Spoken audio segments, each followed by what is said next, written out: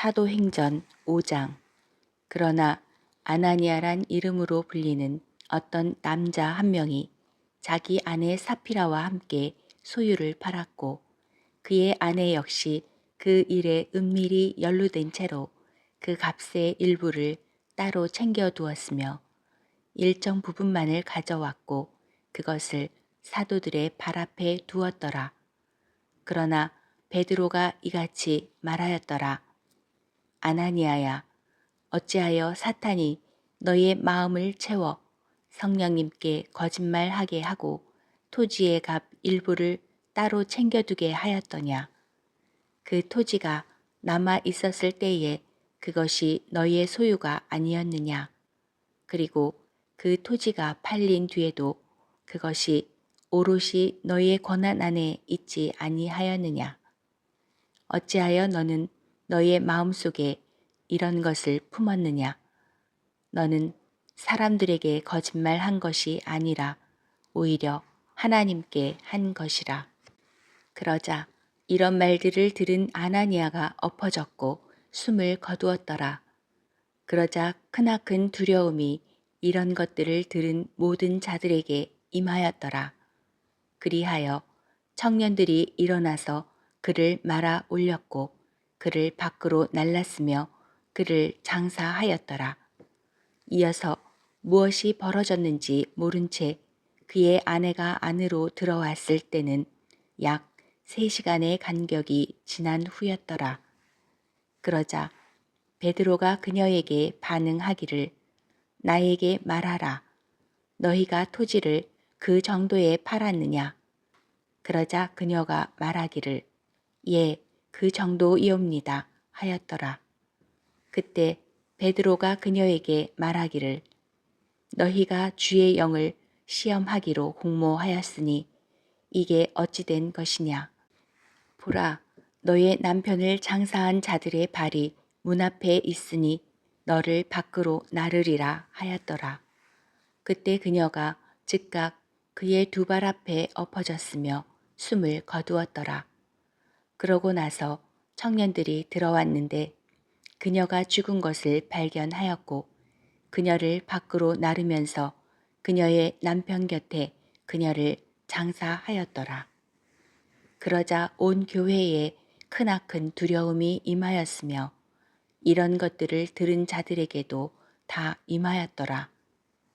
그러고 나서 사도들의 손을 통하여 많은 표적들과 이적들이 백성 사이에서 발현되었더라. 그리고 그들은 모두 한 뜻이 되어 솔로몬의 주랑 안에 있었더라.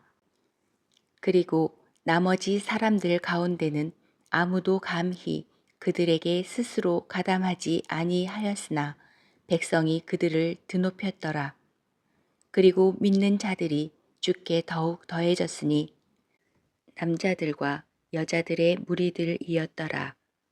그들이 병든 자들을 거리들로 데리고 나가서 그들을 침상들과 침대들에 누일 정도였으니 하다못해 지나가는 베드로의 그림자만이라도 그들 중 일부를 들이우도록 하려 함이었더라. 또한 예루살렘 주변 도시들에서 나온 어떤 무리가 있었는데 환자들과 불결한 영들에 시달리던 자들을 데려왔으니 그들 각자가 모두 치유받았더라. 그때 대제사장과 그와 함께 있던 자들 모두가 들고 일어났으니 대제사장은 사두개파 사람들의 종파요 격분으로 가득 채워졌더라. 그리고 그들의 손을 사도들에게 대었으니 저들을 일반 감옥에 집어넣었더라. 그러나 주의 천사가 밤에 감옥 문들을 열어서 그들을 밖으로 데리고 나와 이같이 말하였더라. 가라, 성전 안에 서서 백성에게 이 생명의 말씀들을 모두 전하라. 그리하여 그들이 그것을 들었을 때 그들은 이른 아침에 성전 안으로 들어갔으며 가르쳤더라. 그러나 대제사장과 그와 함께 있던 자들이 와서 공회와 이스라엘 자녀들에게 속한 원로원 모두를 함께 불렀으며 사도들을 데려오라고 감옥에 사람을 보냈더라. 그러나 관원들이 왔는데 그들을 감옥 안에서 발견하지 못하자 그들은 되돌아가서 알리며 말하기를 진실로 감옥이 전적으로 안전하게 잠겨 있는 것과 지키는 자들이 밖에서 문들 앞에 서 있는 것을 우리가 발견하였나이다. 그러나 우리가 열었을 때 우리는 내부에 아무도 없는 것을 발견하였나이다 하였더라. 이제 대제사장과 성전의 대장과 수석 제사장들이 이런 것들을 들었을 때 그들은 이 일이 어디까지 커질지 그것들에 관하여 확신이 서지 아니하였더라. 그때 누군가가 왔으며 그들에게 일러 말하기를 보소서 당신들이 감옥에 집어넣었던 그 사람들이 성전 안에 서서 백성을 가르치고 있나이다 하였더라. 그때 대장이 관원들을 대동하고 가서 사도들을 무력을 쓰지 않고 데려왔더라. 이는 그들이 백성을 두려워하였기 때문이니 자신들이 돌로 맞아 죽지 않으려 함이었더라. 그리하여 그들이 사도들을 데려왔을 때 그들은 사도들을 공회 앞에 세워두었고 대제사장은 그들에게 물으며 말하기를 너희가 이 이름으로 가르쳐서는 안 된다고 우리가 너희에게 엄하게 명령하지 아니하였느냐. 그런데 보라, 너희가 예루살렘을 너희의 교리로 가득 채웠으니 이 사람의 피를 우리에게 돌리려는 의도로다 하였더라. 그때 베드로와 다른 사도들이 대답하여 이같이 말하였더라. 우리가 사람들보다는 도리어 하나님께 순종하는 것이 마땅하도다. 우리의 조상들의 하나님께서 예수님을 일으켜 세우셨으니 그분을 너희가 살해하였고 나무에 매달았느니라. 하나님께서 그분의 오른손으로 그분을 크게 높이시어 한 통치자와 한 구원자가 되게 하셨으니 이스라엘에게 회개와 죄들의 용서함을 주시기 위함이라. 그리고 우리는 이런 일들에 관하여 그분의 증인들이라. 또한 하나님께서 그분께 순종하는 자들에게 주신 성령님도 그러하시니라. 그들이 그것을 들었을 때 그들이 마음이 상하여 그들을 살해하려고 의논하였더라.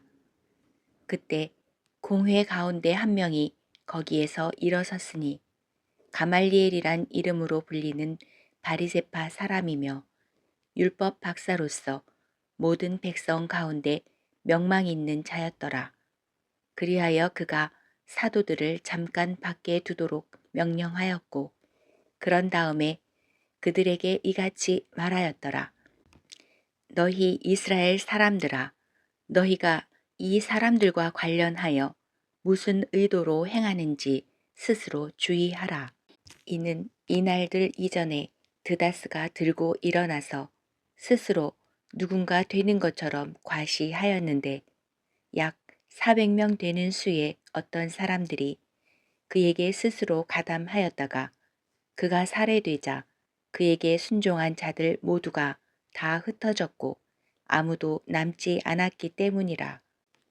이 사람 이후에도 갈릴리의 유다가 세금을 부과하는 날들에 들고 일어나서 많은 백성을 이끌어 가서 그를 좇게 하였는데 그 역시 죽자 그에게 순종하던 자들조차도 모두 다 흩어졌더라. 그런즉 이제 내가 너희에게 말하노니 이 사람들에게서 물러서고 그들을 가만히 두라.